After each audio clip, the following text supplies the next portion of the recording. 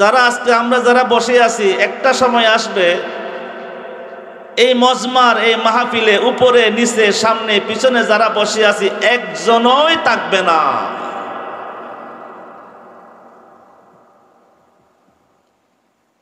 কারণ আমি আপনি মায়ের পেট থেকে দুনিয়ার জগতে আসবার সময় এই দুনিয়া ছাড়বার সার্টিফিকেট ওয়ারেন্ট নিয়ে এসেছি।